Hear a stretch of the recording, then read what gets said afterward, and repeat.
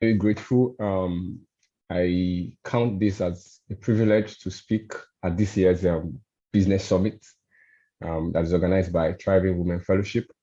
I'm grateful for this opportunity, and I believe that at the end of this presentation, we will learn one or two things, or so many things about what we can apply in our online marketing space. And so I would just quickly dive into it. I know I have just 1 hour to speak.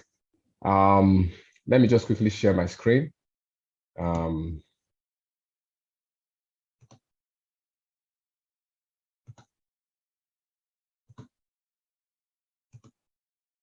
Okay.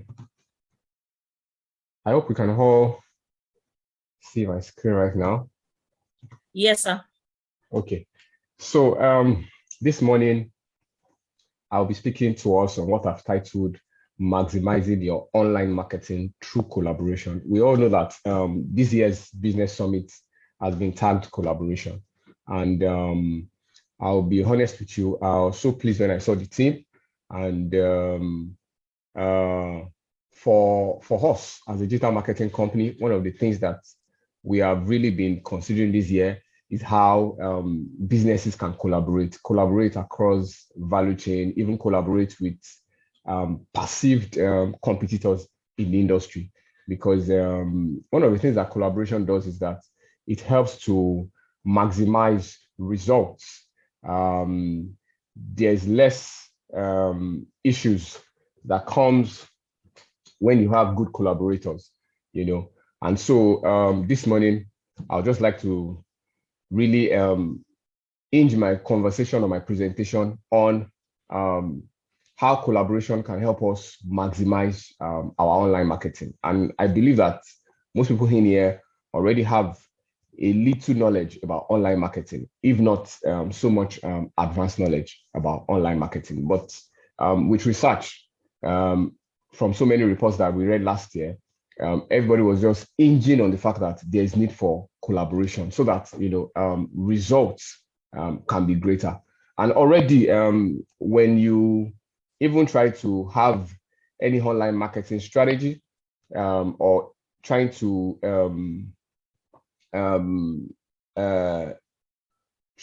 apply or run your online marketing strategy, you find out that there will be a lot of collaborations that will be included in it. And so I would like to talk about what is collaboration. For me, collaboration is actually working with people to achieve desired results. And like it is said, two good heads are better than one. I intentionally underline the good heads there. For me, it's important to be sure that the heads are actually good, because two bad heads are not as good as one good head. So collaboration is really working together with people to achieve desired results or to achieve a greater result.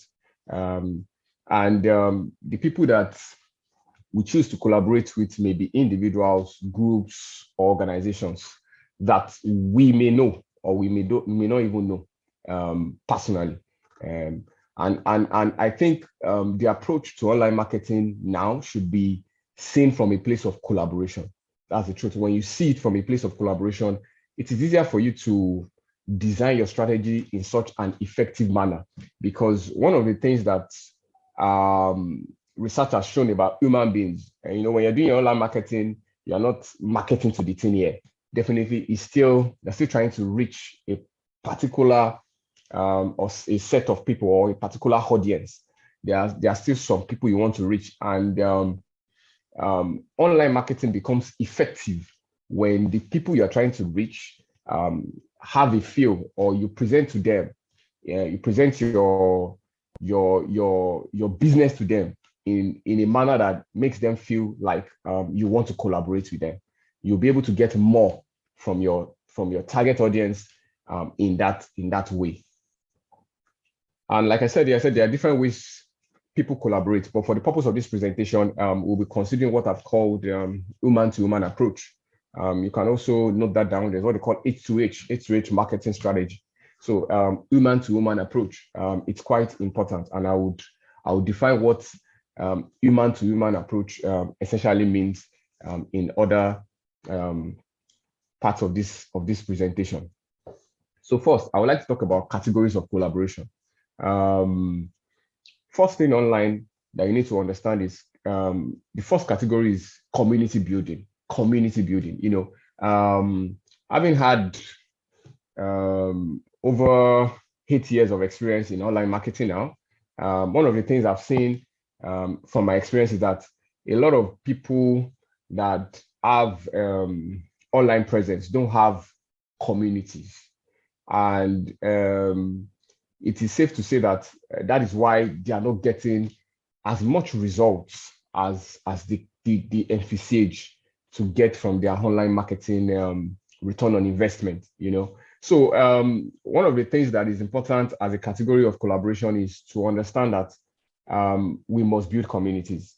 So that's one category of collaboration. We must build communities. It's not just enough to just be present online. It's not just enough to market. You must learn to build communities. And building communities essentially is really giving people a sense of belonging to your online community, to your online space, to your online space.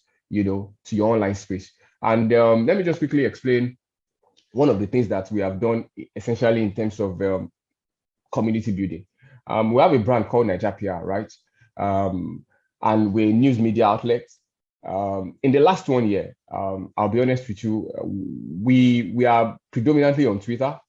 And in the last 1 year, we have had over 1 million followers, new organic followers.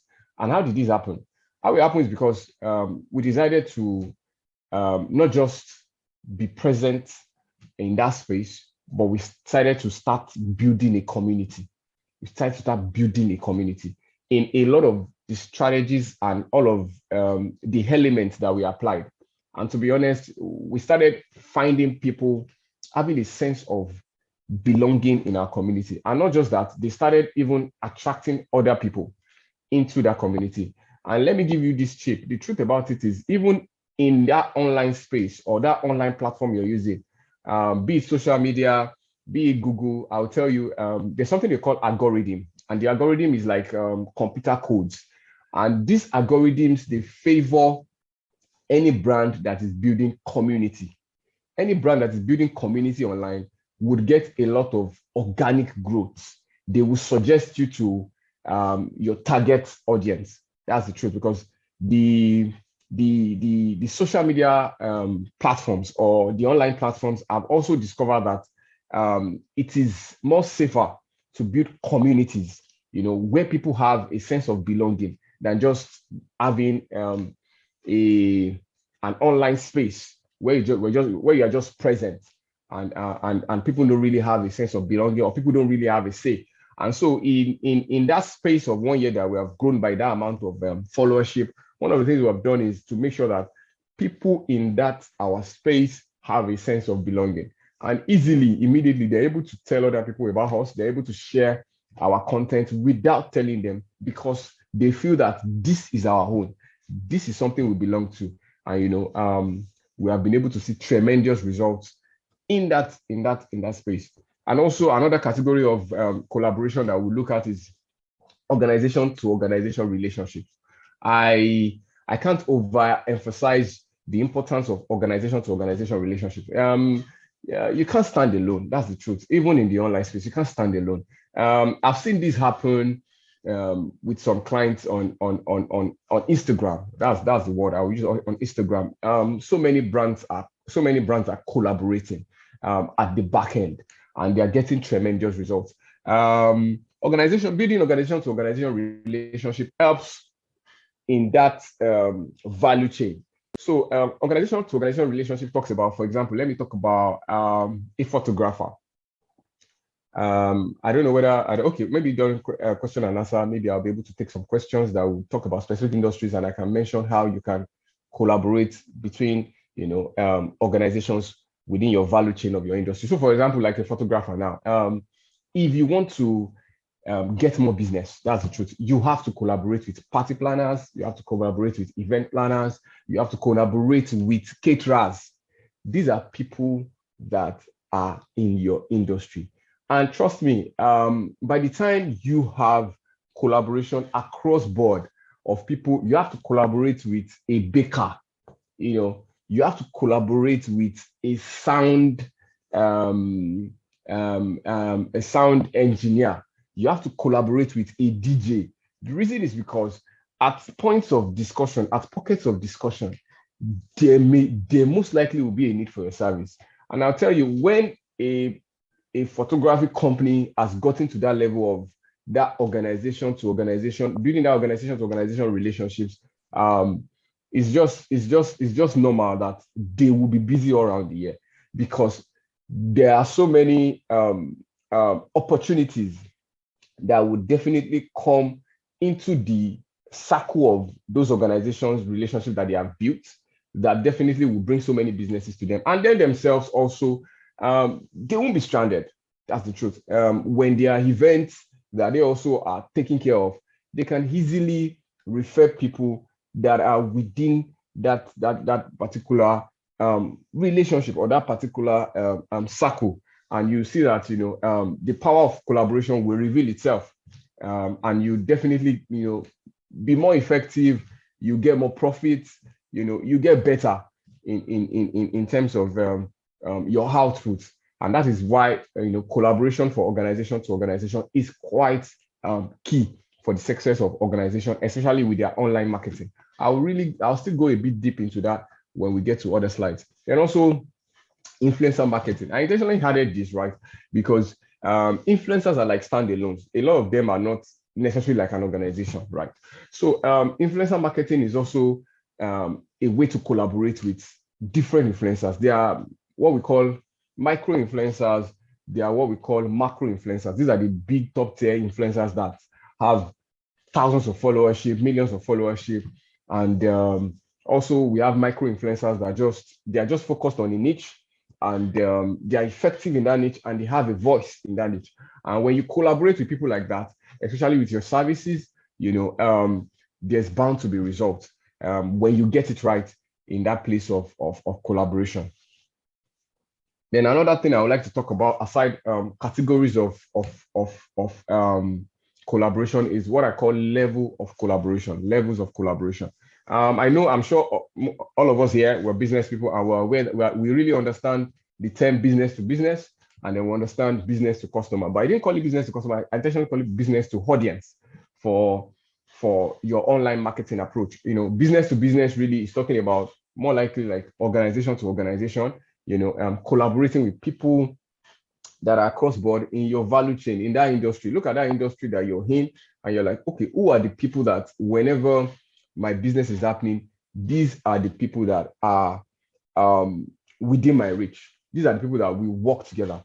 Like for us as a media company, definitely the people that we work together with are event planners, PR people, that's for our products now, not us as a digital marketing agency. Now for our products, we are looking at that media line, and that those are the people that we really collaborate with, and we get a lot of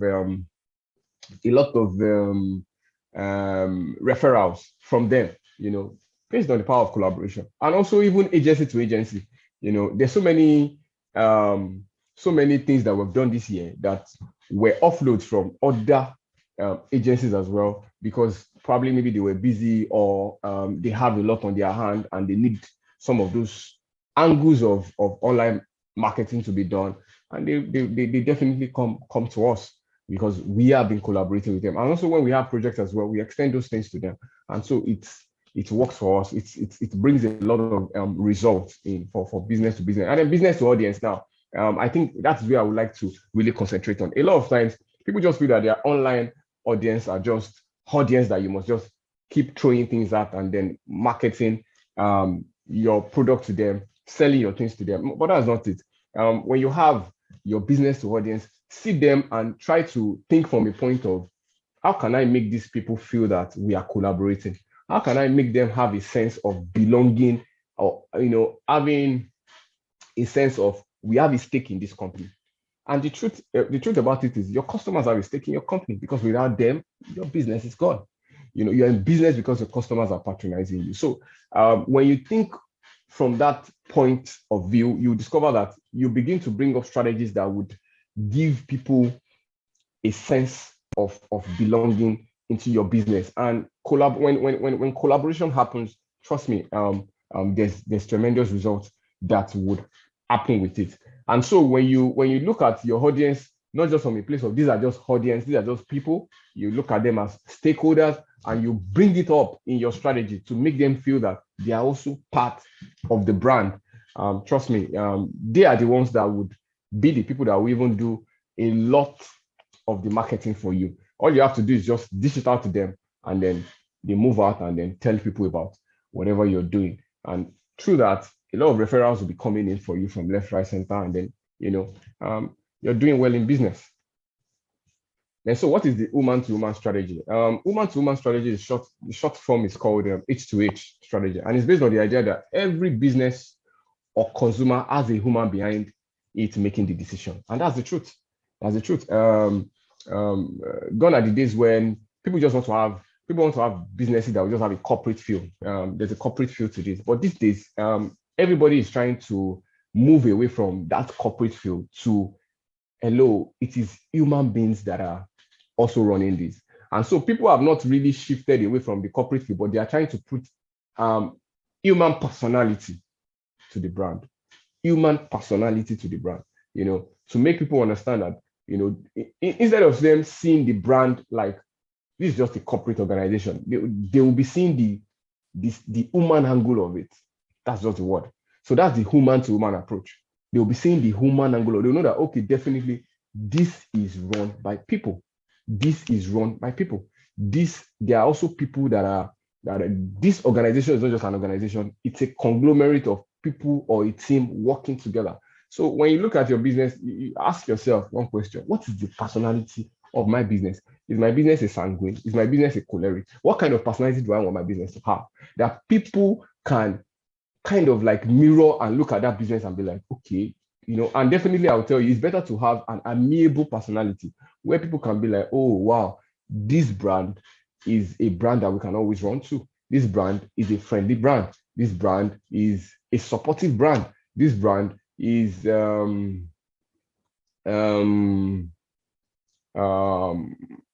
what other word can I use there? This brand is a brand that would not leave me dry. This brand supports people, and that's what the woman to woman strategy really brings on board. And woman to woman marketing taps into people's emotion, like I said, and connects with them on a level that relates to their personal needs, desires, and expectation. That is the way. That's the way to bring that collaboration to people in your community, and also organizations across board within your value chain. And so for the purpose of this presentation, we would be really focusing on woman to woman strategy. So I'll be speaking now on how to collaborate using woman to woman strategy. The first thing you need to do is listen. Listen to data. I just had to put that in bracket because I just said listening alone. People may not really quickly understand that, but it is actually making the best use of data. Making the best use of data. I'll tell you, one of the things that changed the face of our product, which is Naija PR, is that we take our time to listen. We take our time to listen. Study your competitors, study other brands that are doing well online as well. We take our time to listen. And let me bring this scenario in. There was a day I was telling somebody and I was making a scenario to the person. I said, for example, someone wants to start a baking business, right? And for a starter, the person is looking at using maybe close family friends, which is the right way to start. Close family friends, broader circles of maybe religious organization that they belong to. Let's even be plain, maybe the church they attend, right? Closer work colleagues as their first set of clientele. Now, when you look at all of your friends, definitely they won't definitely be in the same world class, but you should be able to estimate and say, you know what, I know most of my friends can afford 15,000 naira cake. I'm talking about listening and data.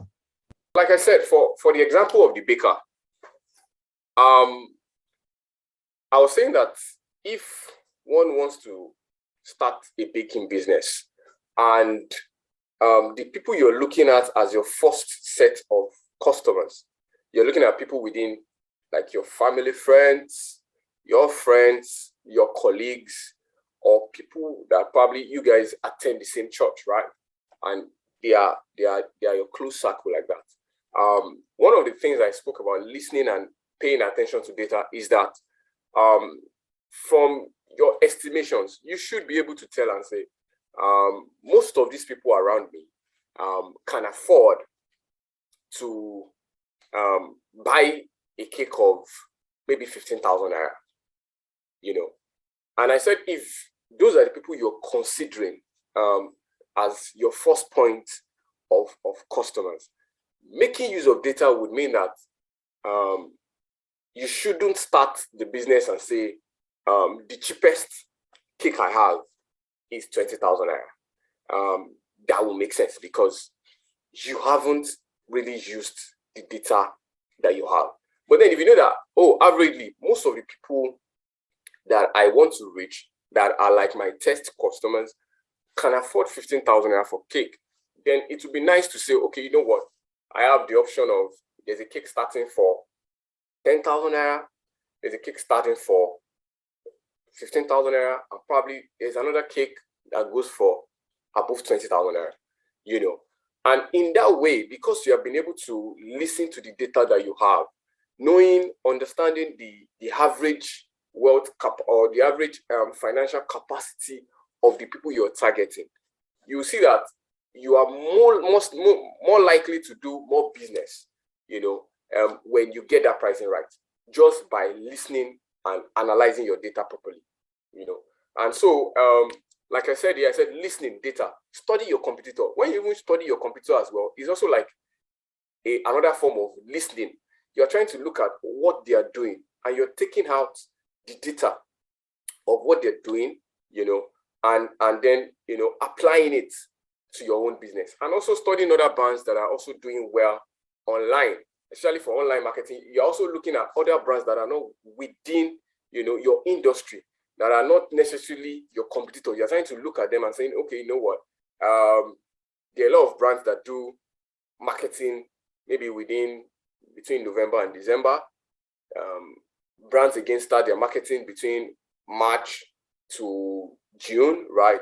And then you begin to extract those data and understand that definitely for people to be doing their marketing at these periods, there's a particular data that they have, or they have been able to, there's a particular research they have done to understand that these are the periods where people are more likely to want to buy things, And so listening a lot would help on how to collaborate with organizations or with your potential customers using that human-to-human approach. And also, when you listen, you will know what the people want from your business. You will get the feedbacks. You would understand, the amount of innovation that people want, even from your business. You'll be able to, easily work on feedbacks that you're getting from your current customers. The next thing I said is employ storytelling into your online communication. When you employ storytelling, for example, let's say you are into fashion business, right? One of the things we have found out is that for you to market your clothes designs, a lot of people use like mannequins and all of that to show the clothes designs. But one of the things we have seen is the way people employ storytelling for fashion businesses, putting those clothes on models.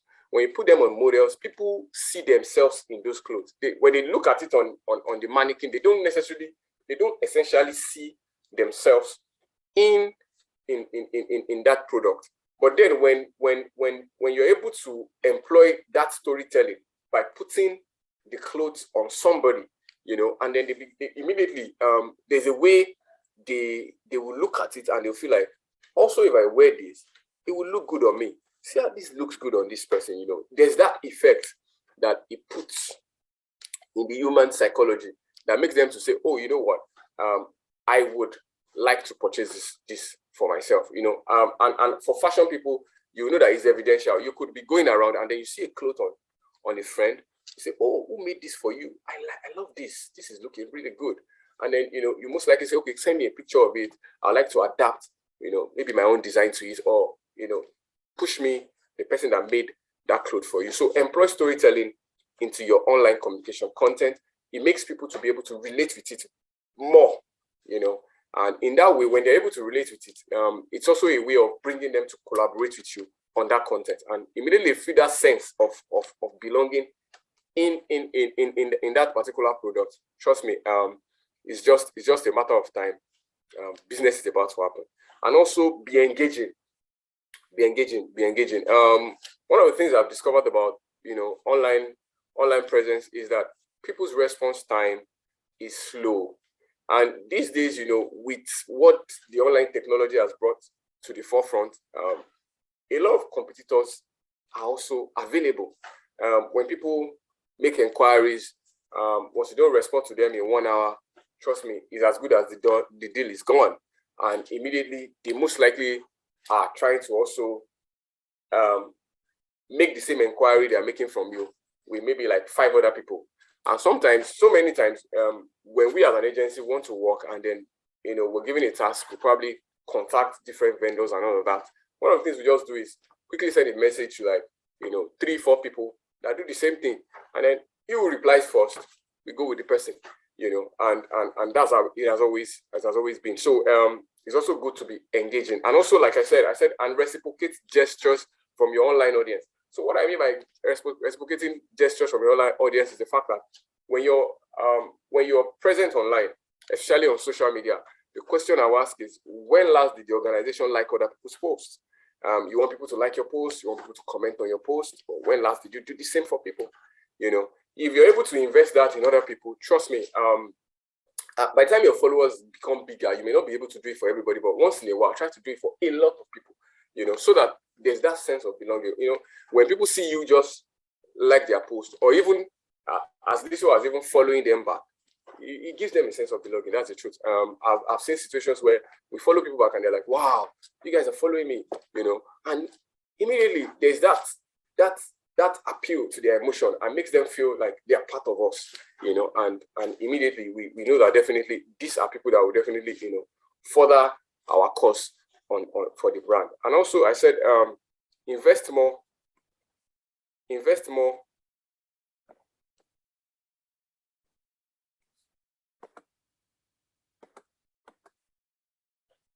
more in organic content and growth. It's quite important to invest in organic content and growth. When you invest a lot in your content, you definitely get a lot of organic growth. And these days, there are ways that people are also bringing about organic growth. It is also through collaboration. It's through collaboration. I'm sure, I don't know whether any of us in this room has heard about pods. There's what we call pods. Pods. Pods are like, most people have pods on Telegram, on WhatsApp. What they do is they have maybe organizations that collaborate together. They could be like 10 or 20, and then every day, whatever is being posted on the different online platforms that these organizations are marketing on, the other organization goes there to likely make a comment or like the post. And so you can imagine when you have like 20 like that, or 30 or 50 like that. So that means when you make a post as an organization, the minimum likes you get is at least around 40, because you have collaborators also collaborating with you. And also, when you have things like that, it also increases your online activity, because by the time your business is also collaborating with other people by liking their post, making a good comment here, also it helps to increase the visibility of your business. And the suggestions across board would be larger. And so that is how to invest in organic growth. And then on content, you have to invest in such a way that your content is strong, and it can appeal to people's emotion. People can see themselves in your content, and trust me, the result would be huge when you do that. And also, like I said, invest in social media ads. Invest in social media ads. Also, understand that the different social media platforms or online platforms that you're present in, these platforms also are not just there to just give you leverage. They also want to make money. And so with the mind of collaboration, you would want to make ads with them, because, when you're on their platform and you make ads with them, definitely they also, in a way, their computers, the algorithm want to collaborate with you to make sure that you also get your desired result, because they know that definitely if you are not getting your desired results, then what other reason would you have to stay on their platform? So also it's important to also invest in social media ads, because it's a way of collaborating with those social media platforms. So if you're on Facebook, do social media ads on Facebook, trying to drive your content. If you're on Instagram, do social media ads on Instagram. If you're on LinkedIn, do social media. I'm not saying you should do it every time, but time to time, at least have a monthly budget to say, you know what, this is like, me collaborating with this business that is giving me this platform to be able to leverage and reach a lot more people. And in that way, by the time you're collaborating with them, trust me, one way or the other, you also will feel it back in terms of the kind of reach you get, in terms of most likely the amount of patronage you get, and that's how, it helps your online marketing results. So practical ways to collaborate. The first practical way I'll be discussing this time is endorsement. The first practical way to collaborate is endorsement. I spoke about influencer marketing the other time, and I said there are macro influencers and there are micro influencers. Macro influencers are people that have like a lot of following, and there are micro influencers, they just have little pockets of following. But then, when you build a community, it's easier for people to endorse your brand. And also, you can also work with people that have a lot of following. That's the macro influencers.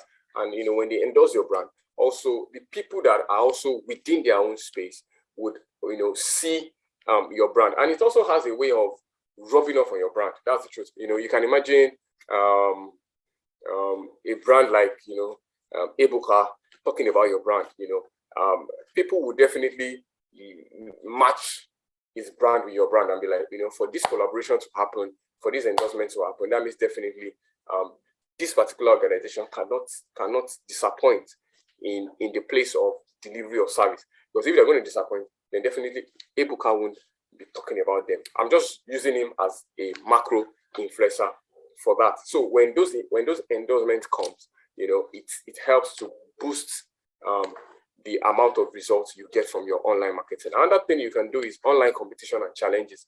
We've seen this a lot, and I think the people that are really tapping into these online competitions and challenges, where are the people in the entertainment industry? We have seen, I'm sure a lot of us here we have seen the Buga dance, right?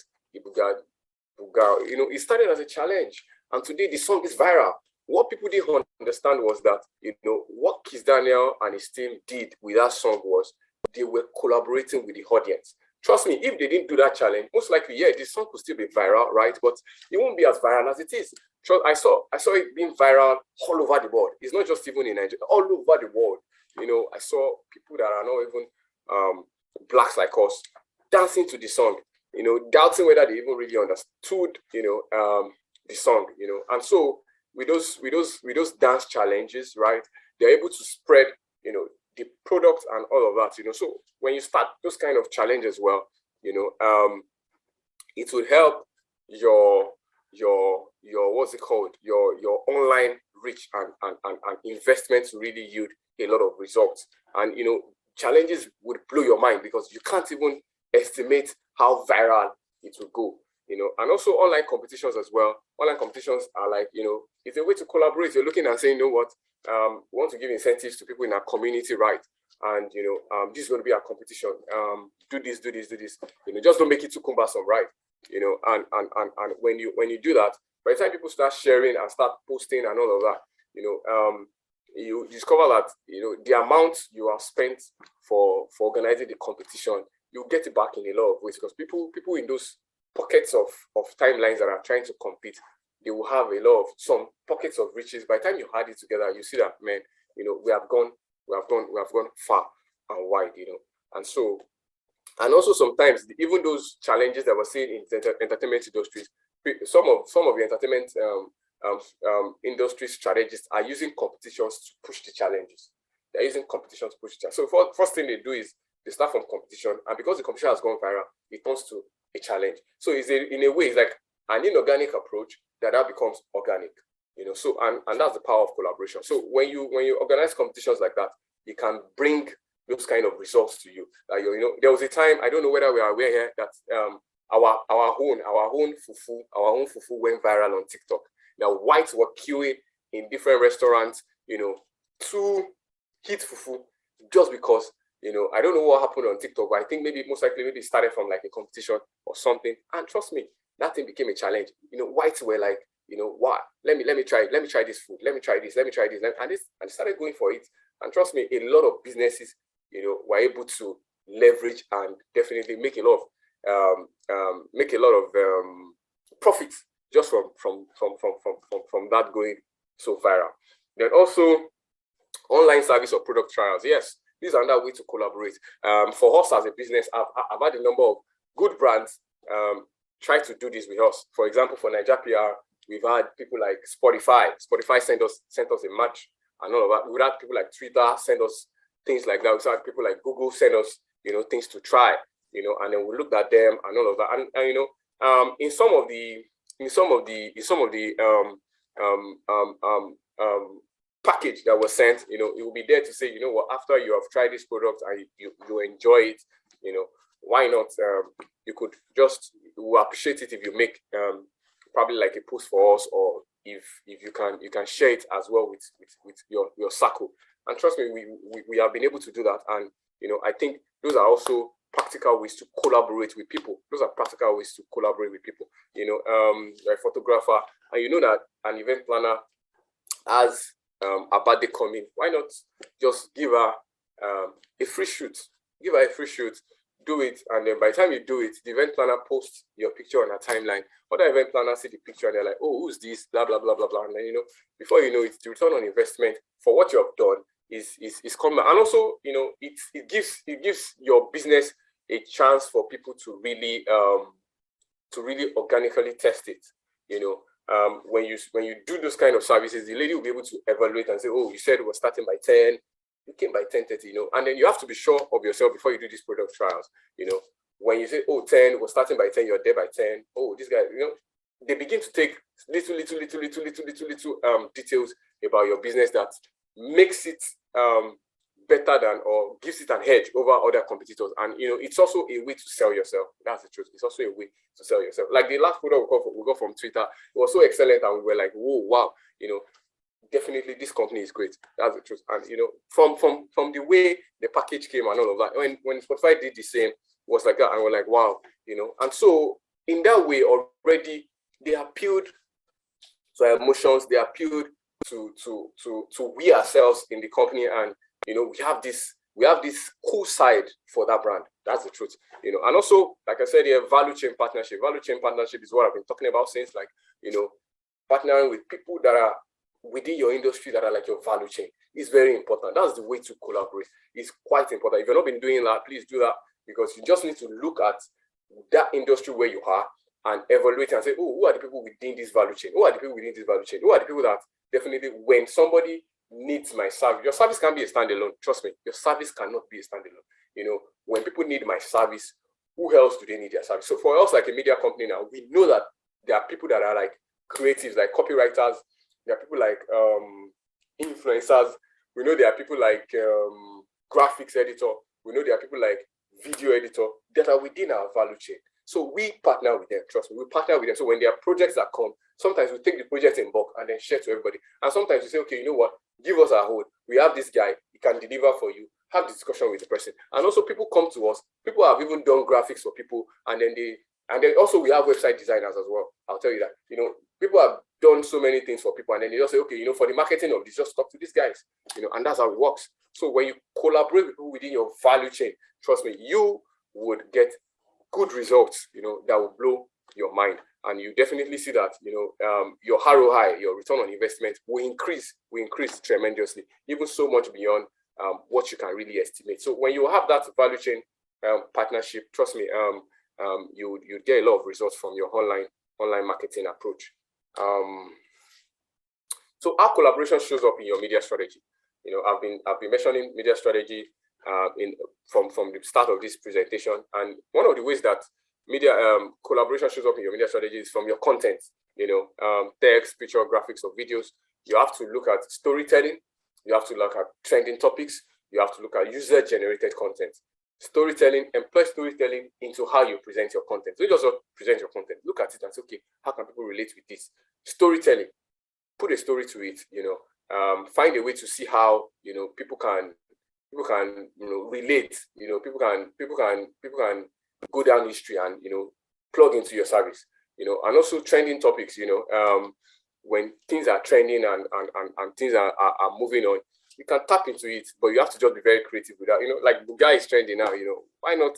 You can do something that will talk about your product as a product that people need to get people, and all of that. Just tap into it, and you'll find out that, the way that people would definitely respond to it, it would be different. And then because it's something that is ongoing at that time, because trending topic is also part of listening and looking at data, right? There's something going on and everybody is interested in it. By the time you are able to plug into it creatively, you see that people also want to collaborate with you on that. The user-generated content, what are people talking about? What are people not necessarily trending now? What side, what angle are people putting their conversations right now? What angle are people putting their conversations right now? And we've seen a lot of conversations come up recently. Now there's a talk about PVC, right? So what has your business done in that respect, right? And you can tap into that side. And when people see that you are not just selling your product to them, you also care about them, and that's where that woman-to-woman approach comes from. You care about your customers. Trust me, they would want to go all out for you and make sure that your business is profitable. And also, I think I've spoken about a lot about social media ads as a means of collaboration with the owners of the platform.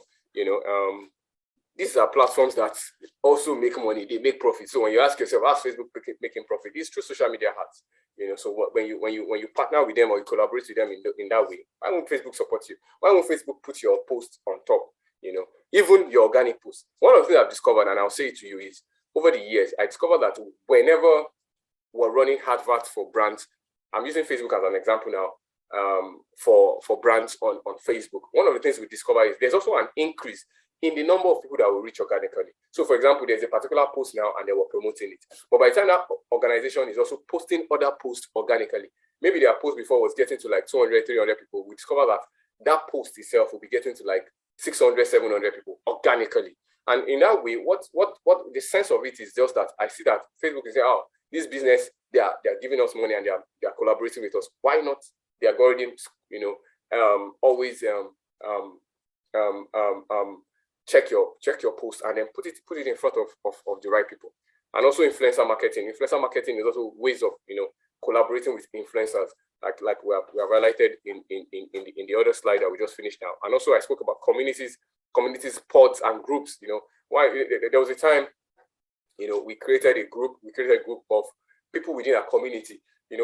When you have your online presence, you should be able to create groups. You should be able to create groups of people that are now, when you have that human-to-human approach, trust me, people would be asking you, they'll come to your DM and say, you know what, is there a group where us that we love your business, we can belong, and it's not bad if you create that group and you create that sense for people and say, you know what, for people that are following us online, we have a group and we just want to admit 100 people, we just want to admit 50 people. These 50 people will be showing them exclusive products before we throw them out to other people. And trust me, people will come in and they'll feel like it's, there's that sense of belonging, like, oh wow, I'm also a VIP. Or you even message, if you have a lot of people in that space, you can message them, separately, individually, and say, you know what, we have a group, we see what you do with us online, we see your response to a lot of our posts, and we feel that you deserve to be part of our VIP, group, where whenever we get new stocks or whenever we have a new product, we will push it to you guys. Now, if you guys are not now interested, we now can take it to the other people in the public space, and you see that alone can change your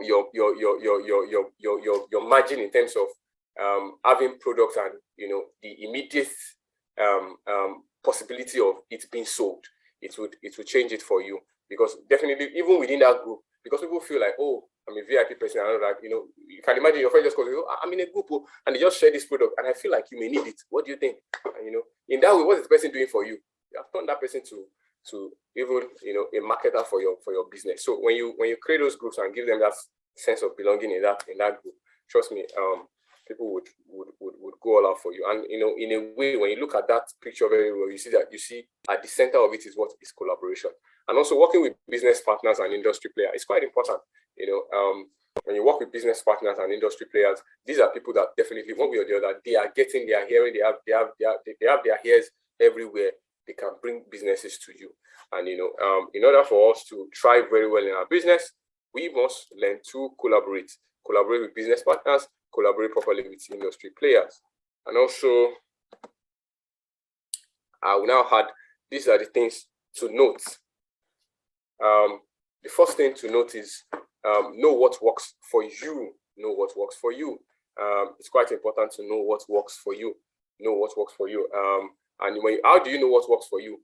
You have to listen. You have to listen. You have to listen. You have to listen to your customers. You have to listen to your real-time customers. You have to listen to your online audience. Sometimes your real-time customers offline, your real-time customers offline, their language is different from what your online customers are saying or your online audience is saying. So you have to be able to decipher the two. So know what works for you offline, know what works for you online. And so, and when you know what works for you, it's easier, for you to work with people. Like I tell people, it's easier to really work with anybody once you understand them. So the first thing, when you see people not working together, trust me, the element that is missing is what is understanding. Yes, people can be bad and all of that, but once you understand, I've seen people say, oh, this guy is wicked, this guy is this guy is that, and they work with them. And they work with it. Because when you understand people, you know what to work with them. You know how to work with them. That's just the truth. One time, somebody was telling me about somebody. I said, this guy owe you money, we do that. I said, okay, no problem. Now that I know that data, what did I do? I said, okay, anytime we're doing business, I'm doing business with this person, first thing you will receive is invoice, and you have to make total payments, and I'll do service. If you don't need my service, trust me, within 24 hours, you get your refund. And trust me, the guy was good. And we're working together to date, just by listening to data and paying attention to data and deciding to understand. And trust me, that guy is one of my biggest clients. So know what works for you. Understand what works in your environment. Number two, identify your competitors is very, very important. And now there's what we call there's what we call horizontal competitors, there's what we call vertical competitors.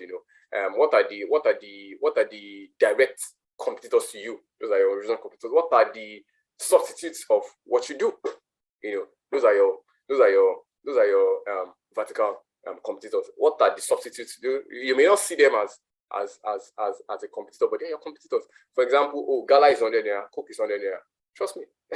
So when somebody looks at it and says, okay, okay, if somebody says, oh, I have 100 naira, and it's not really tasty, I just feel like munching on something, I need to snack on something, they become competitors at that point. But when you look at it, you think that for Gala, the competitor is Biggie, or is I've forgotten the names of those sausage roll, or for Coke, the competitor is essentially Pepsi, But at the end of the day, at some point, for some particular people, when they need to just snack, they are not hungry, they are not thirsty, they just want to snack, right?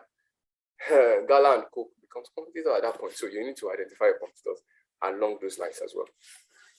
Then identify possible collaborators, quite important. Like we said, collaboration is what would help to bring good results and better results for us. Identify possible collaborators and see how you can work with them. Understand them, listen to them, and see the lines where you guys can work together. And that is my charge this morning. And then also build anticipation. It's also good to build anticipation. I've seen businesses have online presence, but they don't build anticipation. They don't, you have to build make people have expectations. It's just like now, imagine your dream car, and then you have ordered for it, and they say it's coming next week. You'll be looking forward to it, So build anticipation. It's quite important because that would help you to have a lot of, good feedbacks, basically. When you build anticipation on people, when you now finally get to see the product, they're like, wow, and they're hurt by it. And then also be consistent. Be consistent. It's quite important. Be consistent with what you do. I know, I'm sure all of us here were definitely consistent. So there's a strategy guideline here. So yes, these are like bonus slides that I just prepared. Strategy guideline for me. We have the Generation Y, we have Generation X, we have the baby boomers, and we have the silent generation, right? I think right now, just consider the baby boomer, the Generation X, and Generation Y. So this particular graph tells us where online these people spend most of their time, right? So for the Generation Y, those are people born between 1981 to 1999. You know, you find them more on the internet or web chat. So if your target audience is maybe people between, let's say, 25 to 40, these are your guys, 25 to 40. So you most likely want to invest in something like a web chat, a good web chat interface and all of that.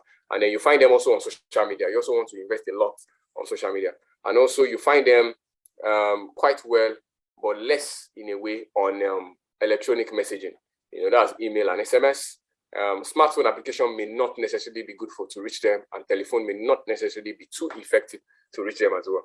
But Generation X, those are people between maybe 40 and above to like 60, yeah, or 80 or 70, right? You find them a little bit on internet, searching the web, trying to check for things, trying to probably read one or two things. They are not really so much on social media. They are not so much on social media. Electronic messaging, also very, very effective for them. Electronic messaging is so if you want to reach people that are above 40, electronic messaging like SMS would do the job for you. And then also, you know, telephone conversations, smart applications, no, they are not really there. But telephone conversations will also do the job for you. You have to call them. You know, there are people that these days they just say, call me. You know, you have to call them and talk to them. You know, baby boomers, these are people they are more. These are people that are maybe above 60. You'll find them more, and you'll be able to, you know, extract more from them using calls. That's just the way it is. As a strategy guideline, as a bonus slide that I just prepared. And also, I try to talk about how to underline or understand your audience. You know, identify your audience, know which platform works for your brand. It's very important. Like I always tell businesses, yes, online marketing is good, it's important, but you can't do online marketing on all platforms. You should concentrate on the online platforms that you know are effective, that are effective for your brand. You know, that you know that are effective. For some brands, LinkedIn is very effective for them. For some brands, Instagram is effective for them. For some brands, Facebook is effective for them. For some brands, Twitter is effective for them.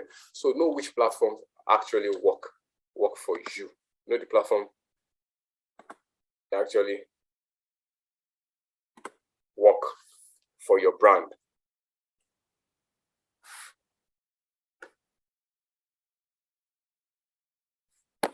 Sorry. Okay. Then not all brands fit in on every platform. I think I've explained that already. You know, what I tell brands is you have to be present on every platform so that people don't impersonate you on those platforms. Don't ignore any platform, but you don't necessarily have to be very active doing your online marketing so much aggressively on every platform. Be present on every platform, communicate on every platform, right? But listen to data, look at the platform that you have seen that we are getting responses, we are getting feedbacks, people are associating themselves with our brand, and then invest more in that platform. That's the way it is. Then, you know, also I was talking about iOS or Android here, you know, understand the fact that there's, you know, when you're trying to probably make an ad, understand, you know, you can segregate, you know, by wealth status, looking at iOS and Android. Yeah, now there are a number of people that also, you know, are not in one certain wealth index and they're using iPhone, but most of the time you get it right. When you're trying to target the upper class, use iOS. When you're looking at middle class, lower down, you use Android. When you're looking at targeting the younger people, you look iOS. When you're looking at targeting the older people, the WhatsApp, use Android. Thank you. Then how to listen online. You know, I know I've spoken about the importance of listening to data online, right? And so I just want to also reiterate this as well, how to listen online. It's just an introduction into it, to be honest. I can't really do justice to that for the purpose of this presentation, right? So first thing first is how to listen to online. Check your engagements. When you make posts, how many people, and now this is really referring to social media platforms. Check engagement. When you make a post on LinkedIn, how many people like, how many people comment, how many people retweet, how many people share, look at it and start to read them. Even you have made 7 posts on your page, which one got the highest likes, which one got the highest comments, which one got the highest retweets, which one got the highest shares.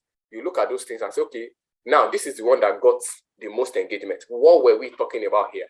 What were we talking about here? And when you now understand what you were talking about there, you may intensify that area, not and then play down other areas. Not like you stop other areas, no, but you intensify that area. That's how to listen. And then also when you now have other areas, look for a way to see how you can plug in other areas into that, and present other areas in that way that you presented that first one. Then also call to actions. If you have a call to action, maybe you say people should WhatsApp, people should click, people should call. How many people clicked? Which post did people click? We've done posts online for clients, and I've seen some posts that had a lot of engagement, a lot of comments, but people didn't click. Then we've done some posts and we saw that people didn't even comment, but people were just clicking, people were going to read. So, those are the things that then when you look at, wow, people are reading this, then you now say, okay, how can we plug this into this? How can we try to present this more? Because people tend to want to read more of this, and all of that. Then the post type as well is also important. That's how to listen. Look at how people reacting when we make text alone. People react so well to it. When it's just graphics alone or graphics with text, people, when it's video, do we capture the audience more in that way? So that's how to also listen online. Then also you look at the reach. There are some posts you have been making posts, and then you see that you're reaching 200 people, 300 people, and then you made a post and then you reach 5,000 people. Then that means you have probably said something right, that can resonate with them. So why not, tilt your message to that line, and then also see how you can infuse other things into that line. And that's how to listen online. So I want to just show us some analytics. I'll show us just 2 analytics basically. This is Twitter analytics. We made this post on Nigeria PR, right? And this was when coronavirus was ravaging the world, right? And then, after we made that post reached, we didn't promote it, we didn't touch it. The post reached 205,645 people organically without promotion, And at that time, we didn't even have a lot of followers. We hadn't gained the 1 million that I told you about. If we had gained the 1 million followers, maybe now I may not be surprised. But at this time, I think we had just like maybe a little above 200,000 followers. So it was a big deal. Most of our posts at that time, when we say a post went viral for us, maybe the post reached like 40,000 people. So this was super, super viral. Well, now this number is like just a normal regular viral post for us now. So when we say something has gone viral now for us, we are looking at reaching 32 million, 40 million people, So, but this is in that class because with the number of followers we had at that time, and what we plugged into, we just saw that, oh, coronavirus, and we say, oh, here's what you need to know about coronavirus, and people shared it all around. It was viral all over the world, not just within our internal or regular audience. Our regular audience took it far and wide, and people also in our audience spaces were taking it far and wide as well, and that's why we're able to get this number. And also Facebook analytics as well, and this is where you really read the data. This is a post. I'm not showing the post, but this post was able to reach 17,885 people, and we had 1,443 reactions. People liked, people loved, people laughed, 374 comments. People made comments, people shared the post, and it was really good. So, this is where it is those analytics. That is where you really extract the data. And immediately we discovered this. We started doing this for a client. Immediately we discovered this. We started tailoring some of our content to the line of that subject. And trust me, we've been getting those numbers. We're getting those numbers going forward from there. So targeted ads, I just want to speak a little about targeted ads. Identify your customers, know where they live. Location is very important. Design of the kind of post that will resonate with them. The title of what we're talking about is maximizing online marketing, right? Using collaboration. So right now, I'm just a little bit concentrating on that online marketing side. Even though I've been talking about it, but then let me just concentrate on it before I conclude. So identify your customers, know where they live, decide on the kind of post that will resonate with them. Decide on the kind of post that will resonate with them. It's quite important.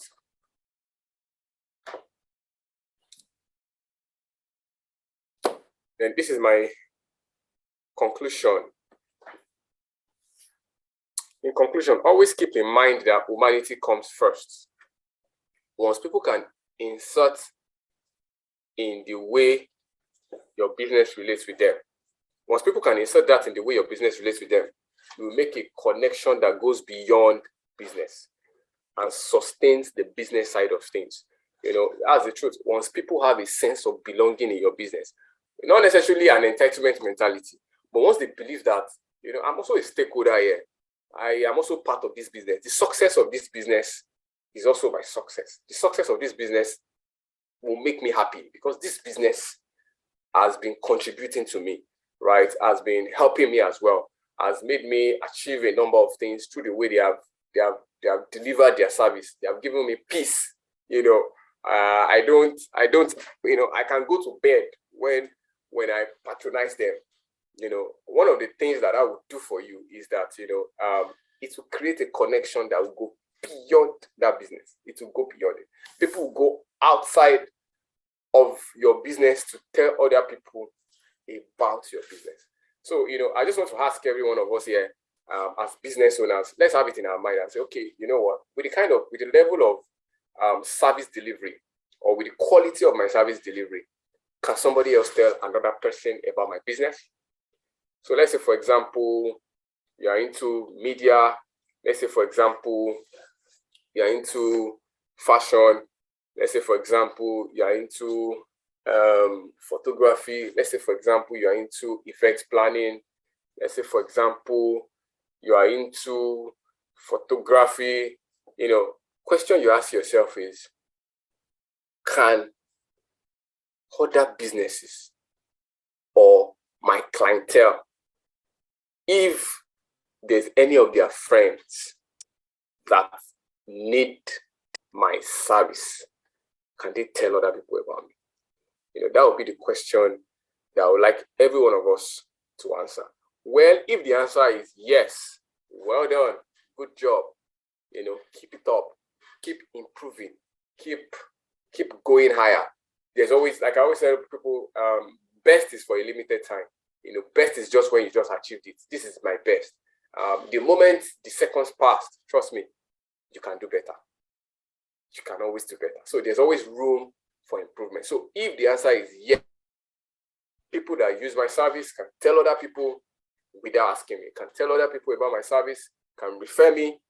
Yes, with my service delivery, with the kind of products we are holding, people can do that. Keep it up and keep improving. But if the answer is no, I beg you, please go back into your room, work on your product, because this is what would also facilitate collaboration for you. People cannot collaborate with you if your product or your service is falling short in essential areas for them. I'm not saying you must necessarily have a perfect product, no. But if your service is falling short in certain areas, and let me give you an example as I conclude and I round up finally.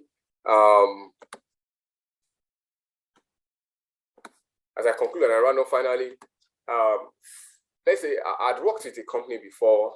They were trying to launch an app, and at the point of launching the app was just shutting down. The app was shutting down, and I told them, let's go to the market. Let us work on this app. But they insisted that we should go to the market, that they had worked on it, the app will be stable. And no, I said, this is not meeting the minimum standard. Today, we did the job. I'm a business person. We did the job.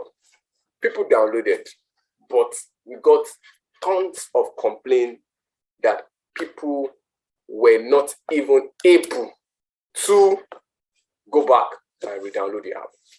Because, like I said, there is a minimum standard that is expected of your business. So when you don't meet it, collaboration will be difficult.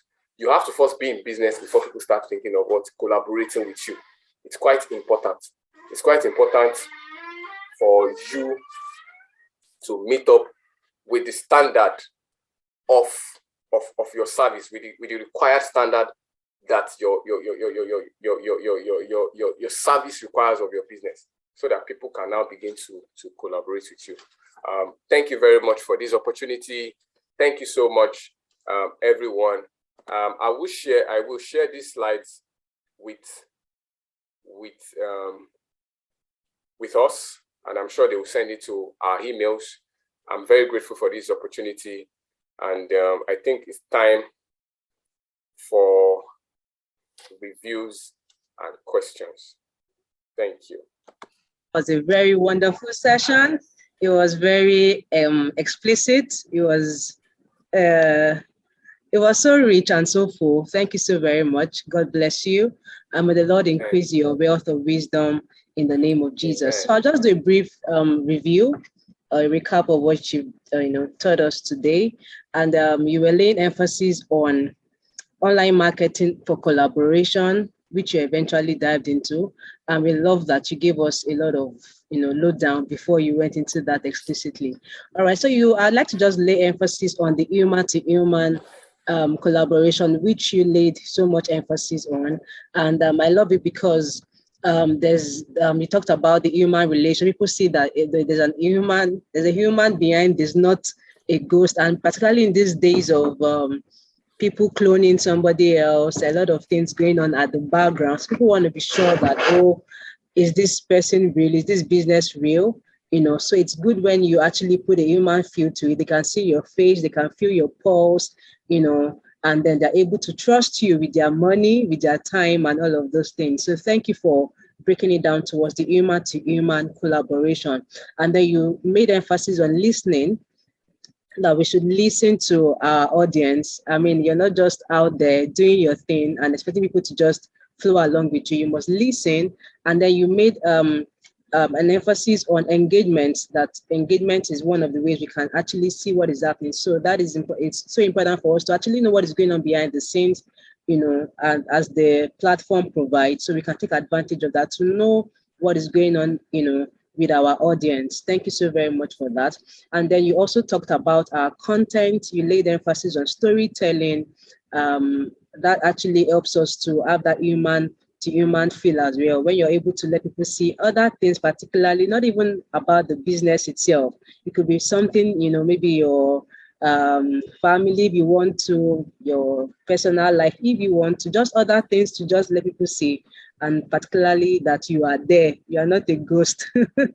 All right. So you also talked about, user-generated content. You spoke about that as well. Then you made emphasis on we knowing what platform works for us. We already know that there are so many platforms on social media, so many things happening, and that we should know what platform works for us, particularly for your business. So Mr. A is selling this and is thriving on this platform, doesn't mean that you should also do the same thing, or put your focus on that particular platform. So you should take our time to know what works for you. Questions are coming in that line anyways. All right, so you wrapped up this session, your very rich session, by telling us or asking us to ask ourselves, if my friend or somebody else should see my business, would the person refer me to somebody else? That's a very wonderful one, a very deep question to ask yourself, so that you don't Jones. All right, so thank you for thank you for nailing that in. So you've given us an assignment that we need to go and check into. Is my business worth referring other people to? All right, so thank you so very much for that. I'll move into the question and answer right about now. All right, so you talked so much about this human to human engagement. I just like the field human to human engagement.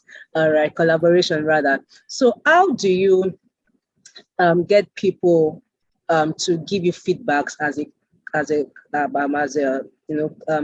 When your client gives you feedback, how can a business owner lay so much emphasis to receiving feedbacks from their customers. A lot of people just sell to their clients. Not a lot of business owners don't take our time again to know that it's not just the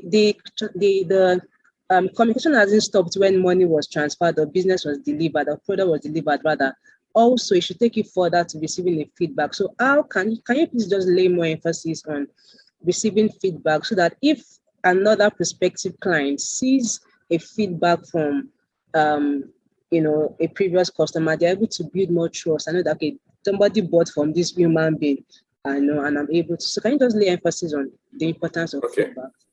Okay. Thank you for that question, Ma. And as you were just asking me that question, something crossed my mind immediately, and I'll just say so that I don't forget it. One of the things you have to do is you have to be intentional about asking for feedback. Like we said, listen. Feedback. If I'm listening or making use of data itself is a topic on its own. And when you go deep into that topic, you have feedbacks there, right? So when we're talking about how to get feedbacks from people, number one, you can stimulate it. That's the word. You can stimulate it. For example, you maybe you do products, and then in the pack of your products, you can have a card there that says, give us a feedback so that your next buy, you have 10% discount. Trust me, stimulate it. And watch. People will definitely, the response may not be 100%, but I'll tell you, when you stimulate it, you would get a higher percentage in the response you get from people, right? And then also you can put it under the note and say, please kindly indicate if you like your feedback to be shared with other customers as well, right? And then if your feedback is a positive criticism, we assure you that your next buy, we would ensure that we have addressed that issue. You will hear from us. Just assure them that they will get a response from you. Sometimes one of the things that have also not made customers want to give feedbacks again is because it seems like it's like a dead horse. Once they give the feedback, they don't hear anything from the service provider again. It doesn't come back. You don't hear anything again. So when you make that a point of call for your business to say, whenever we receive any criticism, it may be service delivery, maybe delivery time, maybe quality, please call them and tell them and respond to them of why it happened. It's not that you are excusing yourself. Do you get my point? So for example, maybe you supply people products and logistics is what is causing the issue, right? And then maybe the person made the order 2 hours before the time, like you have said, please make orders 2 hours before the time. And at the end of the day, due to logistic issues, traffic issues, the product didn't get to them in that time. The next thing you first do is when you get that kind of positive, that kind of feedback, I don't want to call it negative feedback, you have to call them, apologize, then tell them that you are working to make sure that definitely now that you know that 2 hours is not enough for you to deliver on time. Now I'm just talking about feedbacks on delivery time now, right? It's not enough to deliver on time. You have immediately increased the hours needed before an order can come in or before they can receive their product. Oh, because of this delay that we saw with your product, we have extended the time to say, you know what, once you want us to deliver a product, please make the order 3 hours before delivery time. Make the order 3 hours because of this, your feedback. And trust me, when somebody knows that their voice is heard, that's also collaboration. You are not just listening and then it ends there. You're also responding. And they now feel like, oh, they are part of it. And trust me, when you now do that, some people, they now begin to open up. They can now give you more data about their experience of your product. Because now, one of the things you have shown to them is you can listen. And at the core of collaboration is listening. Not just listening to hear, listen to understand. When I spoke about collaboration in a way that I said, there's nobody you can't work with. What you need to do is understand them. Once you understand them, set up your principles. You work with them for the next 20 years. It's two ways. Either you don't work together, or once you're working together, you work with them because you have listened and you have understood them. So and that's just one of the ways you can stimulate. You have to stimulate feedback, and also, like I said, you have to be intentional. Secondly, you can call them.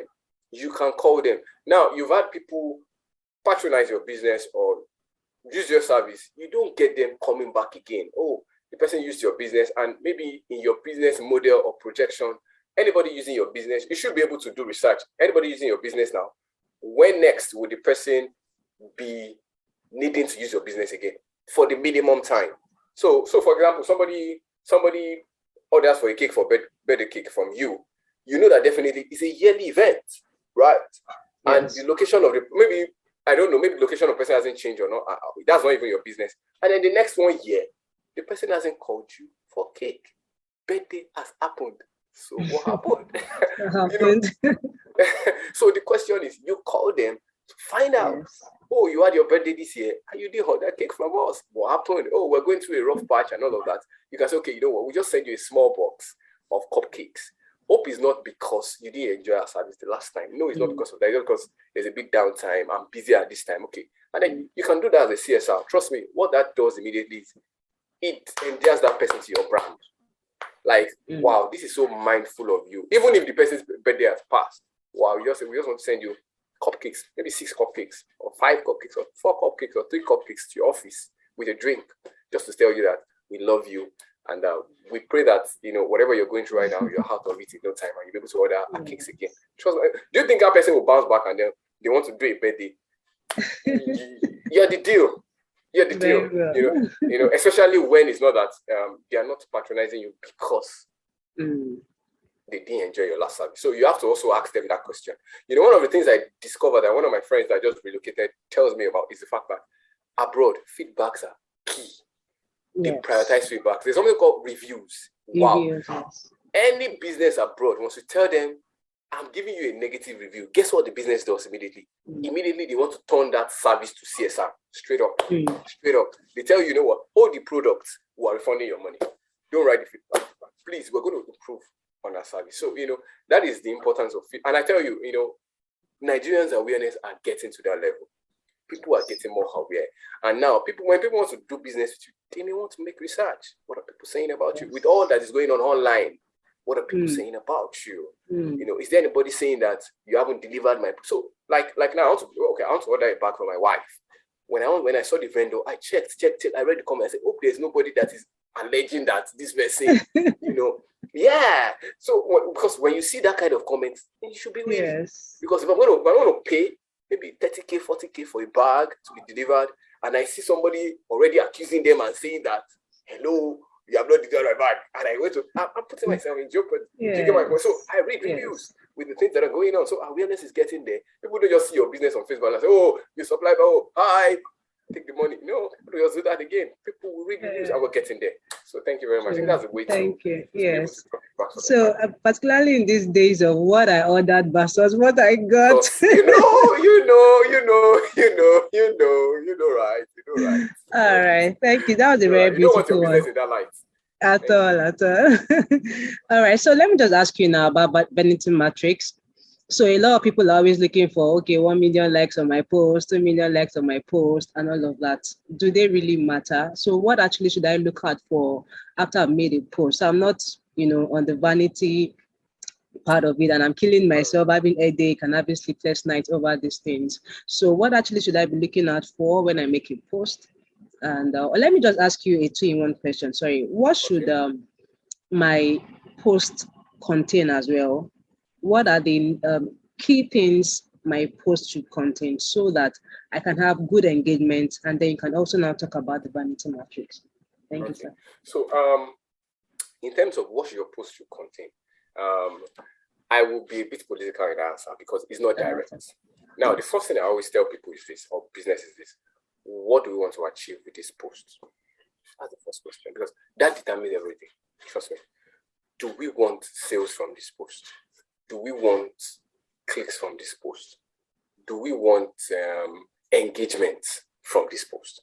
And I'll tell you, you shouldn't every time be about sales. Do you get my point?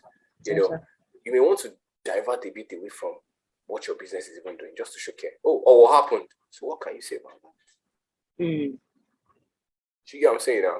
Yes. So you ask yourself, what do we want to achieve with this post? What do we want to achieve? If it sells, okay.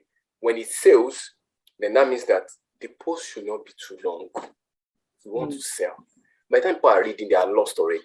They have not even gotten to the point of the sales. How much? So and I accept there are some people that are really good, that they are very good with storytelling and all of that, and they can write something longer. People will follow it line by line. They know how to put the suspense in here and there. But if you don't have that skill, keep it short. Keep it short. Yeah. Let people know. And then also I see some mistakes that brands make online. They don't want to put the price of their product there. That's wrong. When you're doing sales, put the price there. One of the first things that people that want to buy from you want to do is they want to know whether the amount they have budgeted for your product is enough. Whether they can afford it. Put the price there. If your competitor is looking at your price and using to ratio their price, there's no problem. Sure. Whatever is yours will come to you. Trust me.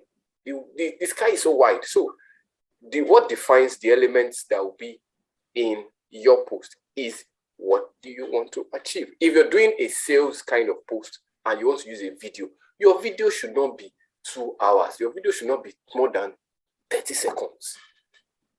Your video should not be more than 30 seconds. So, like I said, the objective of each post determines the elements you put in the post and how the elements will appear straight up. Just ask your question, what do you want to achieve with it? So it's not like you're just posting and posting and posting. No, the question is, what do we want to achieve with this post? Do we want engagement? If you want engagement, there's a post you make. Sure. There are kinds of posts you have to make if you want engagement. If you want comments, like I always say, there's a kind of post you make. If you want likes, there's a kind of post you make. If you want shares, there's a kind of post you make. When you're trying to tilt towards those angles. So whatever the objective of what you want to achieve is, that's what determines, the elements you would definitely pack into your post. I hope I was able to answer your question. Yes, very well.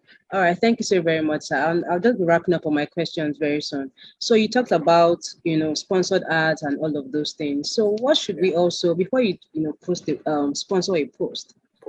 Putting your money on it and everything, post it, or all of that. What should be the key features so that people just don't walk up past, on your post, even though you put a lot of money and you have so much expectations. Sure, and also, can you also talk about, maybe just give us some heads up on the modalities of, let's say, Instagram and Facebook? Those are the key, platforms that we use. What are the things that this platform requires for you to be able to have a steady ride on their platforms, which are sponsored ads? Okay, so for social media ads, one of the things that I've discovered about businesses is I usually have clients that have not taken their time to listen on the organic post, and they just want to do ads. They just want to do ads. It doesn't work that way. It doesn't work that way. It's like you're putting the cart before the horse. First thing first is you have to go consistently in your business. Yes, you can. When you start a page, maybe let me make it example. When you start a page on Facebook, right? Yes, it will be wise. You're just starting the page. Sponsor the page. Sponsor the page to maybe have as much as 4,000 likes. Thank you, sir. Of the kind of profile of customers that you have. You have your profile of customers for your business already. People that maybe if you do cake, people that are interested in maybe birthdays, anniversaries, people that are interested in cakes and all of that. Bring those people into your community and then begin to listen to them before you now do your next ad. So when you have done that and you have I'm just doing this practical scenario now, when you have had 4,000 people on your page over time, as the audience is growing like that through the social media ads, be posting organically, don't promote your posts, be posting organically and be listening. Just be looking at how they are reacting to the post, be looking at how they are reacting to the post, be looking at how they are reacting to the post. When you now find the post that kind of resonates a lot, and you always see that standout post when you hit it, you see it. Then what you now have to do is look at it, and there's a framework to it. For me, I always tell everybody there's a framework to success. When you look at the building, yes, you see different blocks, you see different rooms, but when you look at that building, there's what they call columns and pillars that are holding that building. That is the framework to it. So for that post, you look at the framework to it. What did we appeal to? How did we construct the caption? What kind of, how was the graphics placed? What is the element in the graphics? Is it a 70 picture to 30% text ratio? Is it 80% to 20% ratio? What did we do here that got us these results? Now, when you have gotten that, and you want to now do your social media ads for sales, bring those elements into your social media ads. Bring those elements into your social media ads, then go and do the ads. But it's not a lot of times I just find people, they haven't really been paying attention and listening to the data on their page organically. They just want to do the adverts. Oh, you know what? Event is coming. I want to do a discount. Let's just go and do the advert. But what are people listening to? What do people on your page? What are they interested in? How do they want things to be presented to them? You see, that's the difficult. How do they want things to be presented to them? So you have to, when you understand that, since you have tailored the audience, to your target market, why not? By the time you replicate it, putting those elements in after listening, you'll be successful. You get it. It is not gainsaying. You definitely get. Most likely, you get good results of your heart. You will get good results. So you have to just listen. Yes, ma'am. All right. So just before our last question, I wanted to just, kind of like make it very clear what organic posting is, so that people understand that terminology, that media term. Okay. Yes. So what organic posting is a post that you are not promoting at all. Just organic. You just posted it on your page. Maybe you had like 2,000, 3,000 people on your page, and you just made the post. You just made a post, and you're watching it, and you're looking at it. You're looking at the comments. You're looking at the feedbacks. You're looking at maybe people are laughing. You're looking, there are posts that you see on your page. For example, for Facebook, you just see a lot of likes, and then you just see one comment. There are posts that you will see a lot of comments, and usually, most of the time, you will definitely get a lot of likes as well. But there are posts that will have a lot of likes, but there won't be comments. So sometimes you look at, okay, how did we construct this caption? Most of the posts that get a lot of comments, sometimes there's a part of the caption that intrigues people to want to comment. There's a way you stimulate them, not necessarily by putting a question mark, but yes, when you put a question mark, a lot of times it's direct. So that can stimulate them to also to try and respond. But sometimes within the construct of your caption, you can be rhetoric, and people look at it and they just want to, there was I've forgotten that there was a post that I think let me give you that. There was a post that Sterling Bank did recently, and they were telling just like Agege bread, he rose.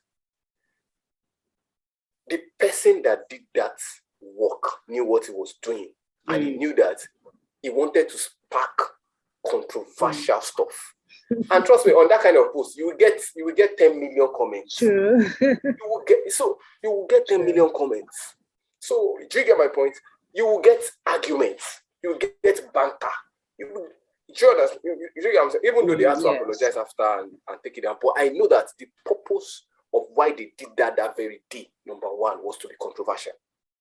Was to be very controversial, and they wanted debate under that post. So it was not gainsaying. Immediately they posted it. Immediately within 1 hour, the bank started trending. Straight up. It trended for the whole day. People were just talking about it. People were making comments. People were emailing them, their feedbacks, and also I knew that it was intentional, and also Sterling Bank had done that so many times. There's another time they did the bank wars that they had to put different characters of different logo of different banks, and that CBN had to go and report them. That GT Bank had to go and report them. They got feedback. So you have to know the purpose of that particular post. And then when you post it, trust me, you can be able to stimulate people to respond back, and all of that. Like the Owo incident. Once if you immediately it was happening fresh and all of that, and you just make a post and you say, we commensurate and we pray for the victims of the Owo incidents and all of that. And also timeliness is quite important, especially with trending topics. Very important. Timeliness, once you hear it and you know that it's going around and all of that, you can say, our brand cares and all of that, and you post it and you say, blah, blah, blah, blah. Trust me, you can find a lot of people under that kind of comment making their own posts as well and say, imagine, we saw what happened out there. We pray that the security situation in Nigeria improves and all, and then you also, in your human form, as woman to woman, you can reply them and say, that's true, we're praying for this country. We need better leaders and all of those things. And trust me, in that way, you are fusing your brand with your audience. Thank you. Yes. Thank you. That was a very beautiful one. And then as I wrap up with the questions, can you just give us more enlightenment on the quality of our pictures, videos, and of course, I wanted to also talk about videos. I know people are so big about videos these days. So the quality, so it's not like you're just posting anything. You know, the fact that you need to invest probably in a good device, the quality of your background of whatever you're doing a product, the quality, and then the frequency of your posting. So that's our last question. Okay, thank you. So in terms of quality, I want to tell you the truth. Because the internet has made the world a global village. Are you with me? Now, people will take your business and they will not just see your business as being localized in Africa, right? They want to compare your business to the Starbucks of this world. Yes. Because they're already consuming content from those people. And also they are matching their standard with your standard. You know, and so you as a business, I'm not saying you can immediately quickly be at the standard of Starbucks with the way they communicate, right? But what you can do is try your best to keep it clean. You know, let's say Starbucks is 100, you can be doing 60, 70. Because there's an expectation that your audience that's localized in Nigeria here, because of the internet, they are exposed to other standards that are outside, you know, and so they will expect that level of clarity in your picture. You must not allow, you know, your picture to be blurry, not to be clear. And also, you know, there are so many, and also another thing I will teach is this, so you can learn all these editing apps. A lot of people have powerful phones and they're not really using them. Like I have an iPhone. If you use the edit application on iPhone, if I take a picture of you and I post it online, you'll be amazed at how the quality will look. I just spend more time to edit it well. You know, there are different filters that are there that can also help you enhance your image. And the reason why you have to do these things, like I said, is your competitor, there are other businesses that are online that people are seeing and they will match your brand with it. Trust me. Even for video, there's a client we want to work with and we've been on the job for like 3 weeks now. And, you know, one of the things that has slowed down the job is the quality of the video we want to use. The quality is not, it wasn't matching. It wasn't even getting there. So it wasn't getting, so they had to like go and reshoot that video again to make sure that the quality gets to, I wasn't even requiring them I wasn't asking them for high standard. I was just saying something that, you know, that if somebody has watched Super Sport, has watched English Premiership, will also be able to consume for your brand. Something that would not be too low. You know, and today when you ask yourself that question, what happened to NTA? Why are other private stations thriving and our own NTA, the ancient of days, is not the old one? It's because the picture quality. When you turn to NTA now, you hear noise, everything, it's like the 80s. That's the word. So, and then when you're seeing CNN, you're seeing the likes, you match them. And you say, these ones don't worth my time. No matter, and to be honest, for someone localized in Nigeria, NTA is more important than CNN. But I ask you the question, when last did you watch NTA? You know, we can ask ourselves those questions. So, you know, that's the way of quality. And then secondly, in terms of content as well, you also have to, you know, make sure that your messaging is strong. These days, also, some people are making mistakes. They invest a lot of time in the quality of how their contents appear to people or appeal to people, but the messaging is not strong.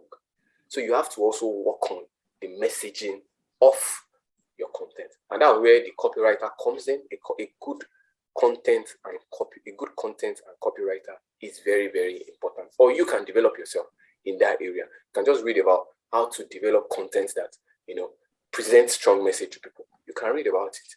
And by the time you check online, and that's one thing about the internet, that's the beauty of internet now. Like someone said recently, and I read, and I said, it's true. He said, with the amount of knowledge on the internet, I'm telling you, it's only a matter of time. School will lose its power. I mean, formal, because by the time you get online, you're learning thousands of things.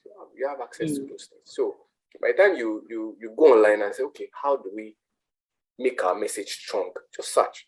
You definitely get a lot of articles that you'll be able to pick a number of elements, and they'll give you different scenarios that will help you. So if you can't hire someone, that is an expert in that area. But then if you can't, why not? But if you can't, it's also for me, and I think it's also good if you can't, even if you can hire, try to learn by yourself. So when somebody is working with you, you guys can, there's a creative energy that you also would share with that person, and would bring that Thank you, collaboration. sir. That will give Yeah, you you've not spoken about the frequency. So okay, so the frequency now, yeah, frequency is also very important in terms of posting. Yeah, very, very important for the success of your brand online. Frequency is quite important. You can't, like I would say, depending on your business, right? Depending on your business, but no matter the business you're doing, I won't lie to you, you have to be consistent. Not when I say consistent, I mean, I'll be honest with you, you have to find a way to make sure that you're doing at least 5 contents every day. The reason is because in the age that we are in, there's what we call information overload. That is what we're experiencing right now.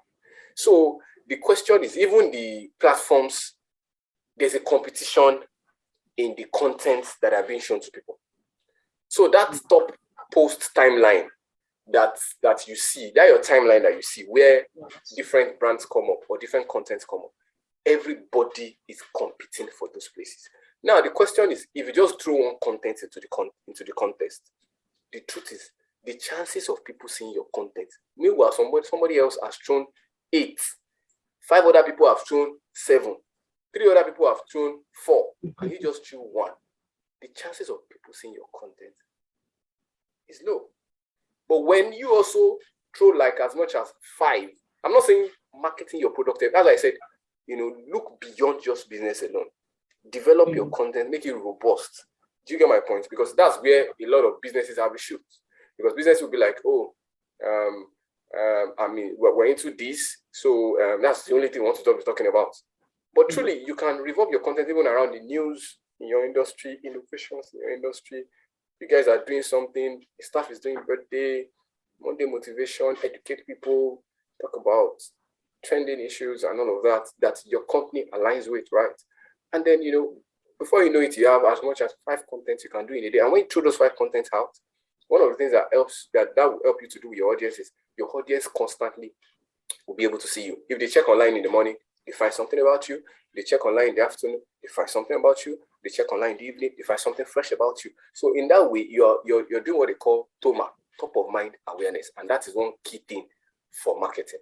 That's the truth. You're constantly putting yourself in front of people. And not necessarily that you have to, immediately move to 5 contents, but it will be better if you can do as much as that. And if you can do 3, if you can do 2, if before you're only doing 2 contents per week, please increase it, because competitors are many.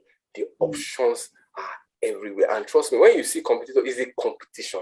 So, and you have more leverage or more hedge when you're able to throw more content than your competitor. If your competitor is posting twice a day, that just stops you from posting 3 times a day or 4 times a day, so that people would always remember your brand. I don't just think that it's just one person. You have do you know that competitors they are not localized again? You are in Lagos, your competitor is in Enugu, your competitor is in Abuja, your competitor is in Uyo, your competitor is in London. People are ordering for your service outside this country, and that's the truth. So, but then when you put yourself constantly in front of them, the truth about it is there's a way the human mind is wired. Whatever they know, that's what they will quickly go for. Or that will be their first point of touch. It's the only way you don't respond fast, they may not decide to start checking other options that they have. Thank you for that. Thank you so very much, sir. That was a very wonderful time. Thank you. God bless you. And we'll just pray for you once again that God would advertise you. He would put his glory, put his splendor, put his fragrance on you in the name of Jesus. And that God would increase your wealth of wisdom in Jesus' name. Amen. Thank you for your time. We appreciate you. Thank you so much. All right. Thank you, everyone. So we're going to take you back to the base now. So have a great time. Thank you, Ma. Thank you. You too, Bye. So at all the and Thriving Women Fellowship, I'm grateful. Thank you so much for this. Thank you for the opportunity. Thank you so much. Thank you, Ma. All right. You're welcome.